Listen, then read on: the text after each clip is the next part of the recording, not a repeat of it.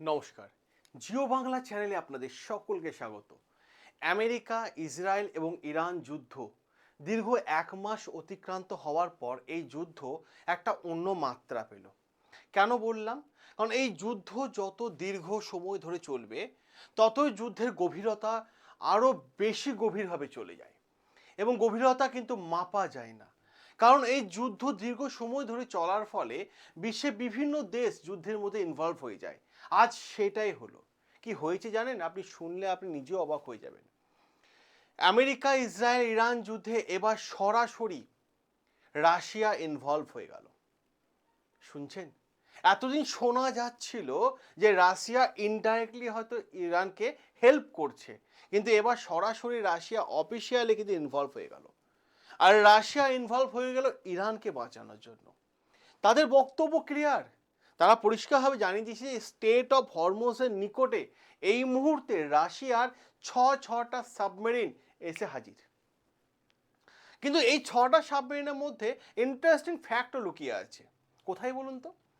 Interesting ফ্যাক্টটা হয়ে যায়, এই 6টা সাবমেরিনের মধ্যে 2টো সাবমেরিন এমন রাশিয়া পাঠিয়ে রেখেছে যেটা শুনলে আপনারও কিন্তু শরীর ঠান্ডা হয়ে যাবে। আপনি 2 মিনিট হয়তো ভাববেন, এই ভিডিওটা পজ করে ভাববেন যে কী এমন জিনিস পাঠিয়ে দিল। আমরা সেটাই আলোচনা করব। আর স্বাভাবিকভাবে আমেরিকা, যুক্তরাষ্ট্র এবং ইসরায়েল তাদের একদম বলা হচ্ছে যে শীতের কাপড়ের দ্বারা কাপড় কি বলবো আপনাকে, শীতের কাপড় পরিয়ে দেওয়ার জন্য কিন্তু ইসরায়েল এরকমভাবে কিন্তু নানান ধরনের সোশ্যাল মিডিয়ায় টুইট হচ্ছে। আর এই রাশিয়ার এন্ট্রিতে পরিষ্কারভাবে আমেরিকা এবং ইসরায়েলকে একটা কড়া বার্তা রাশিয়া দিয়ে দিল যে স্টেট অফ হরমুজ, যেটা ইরান বর্তমান সময় নিয়ন্ত্রণ করছে, এই স্টেট অফ হরমুজের দিকে যদি আমেরিকা বা ইসরায়েল তাকায়, তাহলে এবার কিন্তু যুদ্ধটা ইরান, আমেরিকা, ইসরায়েলের মধ্যে থাকবে না, ইরান রাশিয়া ভার্সেস আমেরিকা ইসরায়েলে পরিণত হবে। কেন বললাম আপনাদের কথাগুলো? আপনারা ভাবছেন যে মুখের কথায় বিশ্বাস করব না, তাহলে আপনারা ভুল চ্যানেলে এসেছেন। কারণ আমরা আর্টিকেল নিয়ে আলোচনা করি। প্রথমে আর্টিকেলটা একবার দেখুন কি বলা হচ্ছে, টুইটে কি বলা হচ্ছে। পরিষ্কারভাবে বলা হচ্ছে, দেখুন টুইটটা আগে দেখে নিন, তারপর আমরা অ্যানালাইসিসে যাচ্ছি। Moscow has officially deployed 6 submarine.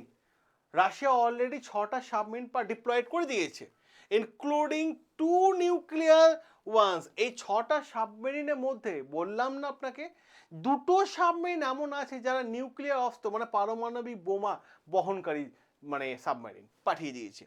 নেয়ার কোথায় পাঠিয়েছে? State of Hormuz. যে স্টেট অফ হরমুজটাকে নিয়ে এখন লড়াই চলছে, সেই স্টেট অফ হরমুজের চারপাশেই পাঠিয়ে দিয়েছে। অপরদিকে দেখুন দেখুন কি বলছে, এই মিশনটা প্রোটেক্ট ইরানিয়ান ইনফ্রাস্ট্রাকচার। কেন পাঠিয়েছে? ইরানের ইনফ্রাস্ট্রাকচারের ওপর যেভাবে আমেরিকা ইসরায়েল আক্রমণ করছে, আর কাল যদি, যেহেতু আমেরিকা বারবার বলছে এই যুদ্ধটা এবার আকাশপথে থেকে স্থলপথে নিয়ে যাওয়ার জন্য, কাল যখন আমেরিকার সেনা ইসরায়েলের কাছাকাছি আসবে, স্টেট অফ হরমুজের কাছাকাছি আসবে, ইরানের কাছাকাছি আসবে, ঠিক সেই জন্য যাতে আসতে না পারে, ইরানকে প্রোটেক্ট করার জন্য, প্রোটেক্ট ইরানিয়ান ইনফ্রাস্ট্রাকচার, ঠিক আছে, তার জন্য 6টা সাবমেরিন সকাল থেকে রাত পর্যন্ত কাজ করে যাবে। এবার কি বলছে? The primary role is to prevent, এটা প্রাথমিকভাবে এটাকে আটকানো যাবে, the United State and Israel from freely entering the state and approaching the Iranian coast. এটা তখনই সম্ভব যদি কখনো ইসরায়েল বা আমেরিকার সেনারা ইরানিয়ান কোস্টের সামনে আসে, তখন তাদেরকে সম্পূর্ণরূপে আটকে দেবে। এইটুকু তো গেল একটা গুরুত্বপূর্ণ জায়গা। এবার এই 2 লাইন দেখলে আপনিও চমকে যাবেন। কেন বললাম কথাটা? দেখুন কি বলছে, this deployment sent a strong political message. এই যে ইরান 6টা সাবমেরিন পাঠিয়ে দিল, এইটা কিন্তু একটা পলিটিক্যাল মেসেজ ইসরায়েল এবং আমেরিকাকে কিন্তু ইরান দিয়ে দিল। কি মেসেজ? আর বিশেষ করে পশ্চিমা দেশকেও দিয়ে দিল। যে কি বলছে? That any major escalation against Iran could directly involve Russia. যদি রাশিয়ার ওপর ইরানের ওপর একটাও আক্রমণ হয়, তো ডাইরেক্টলি ইনভলভ, দেখুন ডাইরেক্টলি ইনভলভ কে হবে? রাশিয়া ডাইরেক্টলি ইনভলভ হয়ে যাবে, পরিষ্কার হবে, সেটা কিন্তু রাশিয়া জানিয়ে দিয়েছে। দেখুন এতদিন ধরে আমরা কি দেখেছিলাম যে মানে যদি আমরা দেখি ইসরায়েল বা আমেরিকা যে লড়াই চলছে, সেই লড়াই কিন্তু রাশিয়া মানে ইরানের সাথে যে লড়াই চলছে সেই লড়াই কিন্তু রাশিয়া কিন্তু সরাসরি ইনভলভ ছিল না, কিন্তু রাশিয়া হেল্প করে এসেছে, সহযোগিতা করে এসেছে। আর যে কথাটা বারবার ইরানের পররাষ্ট্রমন্ত্রী আব্বাস আরাকাচি ইসরায়েল রাশিয়াকে থ্যাংক ইউ জানিয়েছে। এবং দীর্ঘদিন দেখুন ইরানের সাথে রাশিয়ার একটা কিন্তু সম্পর্ক দীর্ঘদিন কোলাবোরেশন হয়ে আছে। এমনকি আপনারা জানেন বুশেরই সিভিলিয়ান নিউক্লিয়ার প্ল্যান্টে রাশিয়ার বহু বিজ্ঞানী ওখানে কাজ করে। এই রিপোর্টও কিন্তু আর্টিকেল আসা শুরু করে দিয়েছে। আর যুদ্ধের মধ্যেও কিন্তু মিসাইল দেওয়া কিন্তু বন্ধ হয়নি, মিসাইল দেওয়া বন্ধ হয়নি, কারণ মস্কো অফিসিয়ালি নিউজ ডিক্লেয়ার করেছে যে এই যুদ্ধে এবার রাশিয়া সরাসরি ইনভলভ হয়ে গেল।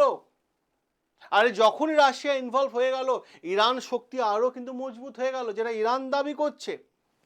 কারণ বিষয়টা কি, ইরানের পরিকাঠামো রক্ষার দায়িত্ব রাশিয়ার সাবমেরিনে, যেটা পরিষ্কারভাবে বলে দিচ্ছে যে প্রোটেক্ট, এই যে শব্দটা, ইরানিয়ান ইনফ্রাস্ট্রাকচার রক্ষা দায়িত্ব এখন রাশিয়ার, তারা পরিষ্কার জানিয়ে দিয়েছে। আর এই রাশিয়া ইনভলভ হয়ে যাওয়াটা এই যুদ্ধে একটা নতুন মোড় দিয়ে দিতে পারে। তাই এই আর্টিকেলটা তো গেল একটা জায়গায়, আমি আপনাদের আরও একটা আর্টিকেল দেখাই। এই আর্টিকেলটা দেখলে আপনি তো আরও চমকে যাবেন।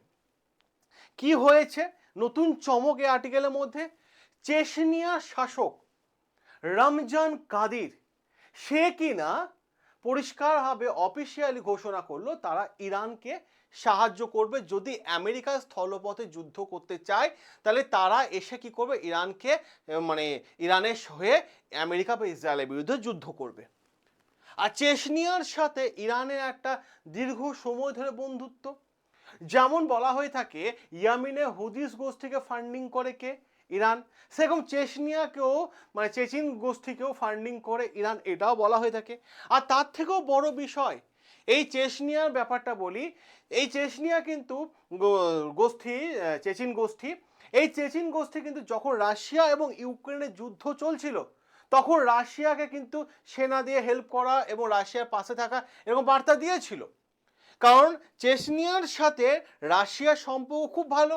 আর যেহেতু রাশিয়া এই যুদ্ধে ইনভলভ হয়ে গেছে, চেচনিয়া কি আর থাকতে পারে, রমজান কাদি কি আর থাকতে পারে, কারণ চেচনিয়ার শাসক রমজান কাদি, সে কি আর থাকতে পারে, থাকতে পারলো না। যেহেতু রাশিয়া ছটা সাবমেরিন পাঠিয়ে দিয়েছে, চেচনিয়া ঘোষণা করে দিল যে ভাই এই যুদ্ধে তারাও ইরানের পাশে আছে। তাহলে আমি কেন বললাম শব্দটা, যে যুদ্ধ যদি দীর্ঘমেয়াদী হয় একে অপরে সবাই কিন্তু যুদ্ধের সঙ্গে জড়িয়ে পড়ে, এবং জড়িয়ে পড়ার থেকে বড় বিষয় অর্থনীতিতে বড় ধাক্কা আসে। আর এই চেচনিয়া যদি আপনি বলেন, এই চেচনিয়া বলা হয়ে থাকে যখন যুদ্ধ হচ্ছিল, ঠিক আছে, চেচনিয়া পার্শ্ববর্তী এলাকায় যখন যুদ্ধ চলছিল তখন চেচনিয়ার সঙ্গে কেউ লড়াই করে উঠতে পারেনি, তাদের ফোর্সটা কি বলা হয়ে থাকে নাকি খুব স্ট্রং। এবং এই চেচনিয়া কিন্তু সরাসরি যুদ্ধে জড়িয়ে গেল, এবং ইরান জানিয়ে দিয়েছে স্থলপথে যুদ্ধ শুরু হলেই চেচনিয়া থেকে ফোর্স কিন্তু চেচনিয়া পাঠিয়ে দেবে এবং রমজান কাদি পাঠিয়ে দেবে। অপরদিকে যদি ইরাকে আইএমএফ তারা বলেছে যদি স্থলপথে যুদ্ধ হয় তারা 5 লক্ষ সেনা পাঠাবে। অপরদিকে আইআরজিসি বলছে, ইরানে আইআরজিসি বলছে যে তাদের 10 লক্ষ সেনা রেডি আছে। ভাবুন এবার, তাহলে যুদ্ধটা বুঝতে পারছেন, এই যুদ্ধটা শুধুমাত্র আমেরিকা ইসরায়েল বা ইরানের মধ্যে থাকছে না, এই যুদ্ধটা মিডল ইস্টের মধ্যে ছড়িয়ে পড়েছে। এবার রাশিয়া চেচনিয়া এই জায়গাগুলোর মধ্যে কিন্তু যুদ্ধটা ছড়িয়ে পড়ছে। কারণ যুদ্ধের প্রকৃতি, যত দীর্ঘমেয়াদী যুদ্ধ হবে যুদ্ধ তত কিন্তু চারিদিকে ছড়িয়ে পড়বে। আর অপরদিকে যদি আরো একটা গুরুত্বপূর্ণ বিষয় দেখেন, চেচনিয়া এখানে কিন্তু একটা ধর্মের বিষয় কিন্তু এখানে যোগ করে দিয়েছে। হ্যাঁ, ধর্মের বিষয় যোগ করে দিয়েছে। তাহলে দুটো জিনিস দেখা যাচ্ছে এখানে, যে স্টেট অফ হরমুজের পাশে এসে দাঁড়িয়ে গেল কে, রাশিয়া। যদি স্থলপথে যুদ্ধ হয় তাহলে এসে ইরানের পাশে দাঁড়ালো কে, চেচিন বাহিনী। তাহলে ইরানের শক্তি আরো পেল, ইরানের শক্তি আরো পেল।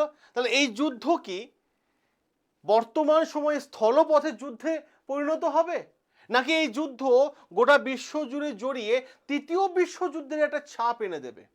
দেখুন যুদ্ধ, আমি বারবার বলি যে কথাটা, কোনোদিন শান্তির বার্তা আনে না।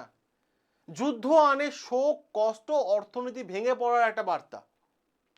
আর যুদ্ধ যত দীর্ঘমেয়াদী হবে, সেই দীর্ঘমেয়াদীতেই কিন্তু মানে দেশ আরো পিছিয়ে পড়ে যাবে। যুদ্ধে কেউ জয়ী হচ্ছে, কেউ হার হচ্ছে, এটা ম্যাটার করে না। ম্যাটার করে সেই দেশ, যেই দেশে যুদ্ধে জড়াবে সেই দেশই কিন্তু অর্থনীতিকে আরো 10-20 বছর পিছিয়ে পড়ে যাবে। আর ইরান যুদ্ধে আবার একটা নতুন রূপ নিল। রাশিয়া, চেচিন বাহিনী, সাথে আবার এসে দাঁড়িয়েছে ইসরায়েল, আমেরিকা। তাহলে এই যুদ্ধ কি স্থলপথেই যুদ্ধ দিয়ে শেষ হবে, নাকি এই যুদ্ধ শেষ কোথায় হবে, কি দিয়ে বা শেষ হবে? আর প্রশ্ন একটাই, কার কথাতেই বা এই যুদ্ধ শেষ হবে? কেউ জানি না। আপনারা যদি জেনে থাকেন, আপনাদের উত্তর, আপনার মতামত ভীষণ মূল্যবান।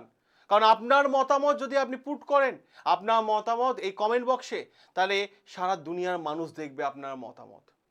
যদিও বাঙালি লোকরা, আমার যেহেতু বাংলা চ্যানেল, এটা বাঙালি লোকরা দেখবে, কিন্তু আপনার মতামত সকলের সামনে তুলে ধরুন।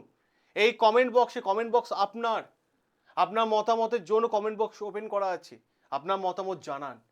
সকলে ভালো থাকবেন, সুস্থ থাকবেন, সাবস্ক্রাইব করবেন আমাদের চ্যানেল, যেখানে প্রতিটা আর্টিকেল তুলে এনে আমি আপনাদের সামনে আলোচনা করে থাকি। দেখা হবে আপনাদের সাথে নতুন আরও একটা আর্টিকেল নিয়ে।